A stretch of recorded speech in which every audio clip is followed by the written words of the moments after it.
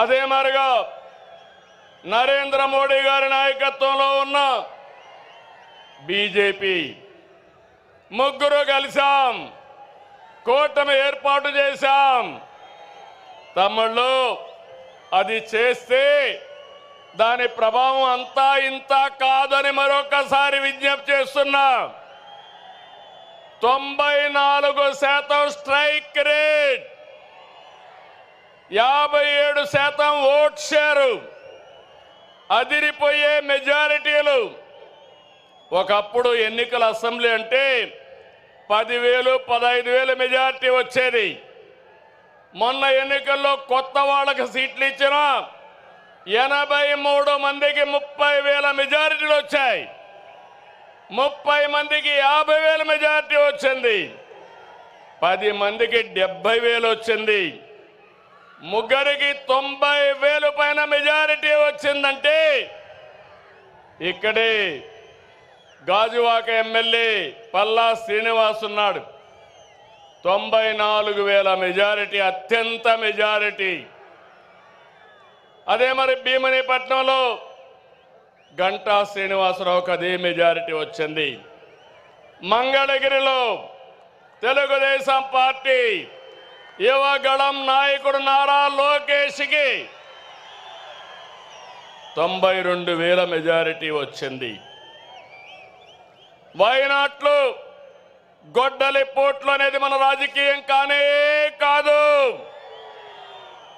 ప్రజలిచ్చిన అధికారాన్ని బాధ్యతలా భావించి ప్రతి క్షణం కష్టపడి పనిచేయడం మన విధానం. ఏడాదిగా అదే చేస్తున్నాం. సరిగ్గా ఏడాది క్రితం రాష్ట్రంలో చిమ్మ చీకట్లలో అస్తవ్యస్త పరిస్థితిలో ఉంది. విధ్వంస పాలనతో రాష్ట్రం 30 సంవత్సరాలు ఎన్నికెళ్ళింది.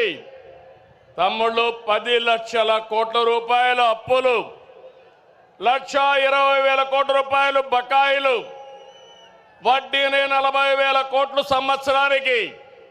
ఇది కాకుండా అసలు కట్టాలి. మళ్ళా మీ అందరికీ పనులు చేయాలి. ప్రభుత్వ ఉద్యోగాలకి జీతాలు ఇవ్వలేని పరిస్థితి. అయితే కష్టాలు చూసి బెదిరిపోలేదు, సవాళ్లను చూసి పారిపోలేదు. అనుభవంతో ఆలోచించాను. తమ్ముళ్ళు, క్లేమోర్ మైన్స్కే భయపడని నేను సమస్యలకు భయపడతానా అని మీ అందరికీ విజ్ఞప్తి చేస్తున్నా. ఆ మనోధైర్యంతోనే ముందుకు పోయాం. ఇటుక ఇటుక పేర్చుతూ విధ్వంసమైన రాష్ట్రాన్ని పునర్నిర్మాణం వైపు ముందుకు పోతున్నాం. ఏడాదిలో ఎన్నో సంక్షేమ కార్యక్రమాలు, అభివృద్ధి కార్యక్రమాలు చేసి మన సత్తా చూపించే కార్యక్రమంలో ముందుకు పోతున్నాం. నేను ఒకటే ఎన్నికల ముందు చెప్పాను, అభివృద్ధి, సంక్షేమం, సంపద సృష్టి, నిరంతరం ఈ పేద ప్రజల జీవన ప్రమాణాలు మెరుగుపరచడం నా జీవితాశయం అని చెప్పి కూడా నేను మీకు తెలియజేస్తున్నా. ఈరోజు మీరు చూడండి, సంపద సృష్టించడం తెలిసిన పార్టీ తెలుగుదేశం పార్టీ.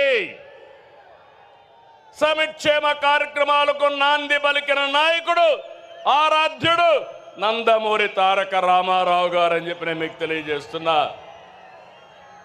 అదే నేను ఆలోచిస్తున్నా. నా కష్టం నా కోసరం కాదు, నన్ను నమ్ముకున్న ఈ జన సముద్రం కోసమని మరొకసారి విజ్ఞప్తి చేస్తున్నా. మామూలుగా అయితే ఇంతమంది రారు. మీలో నేను చూస్తున్నా, ఇది అవుతాను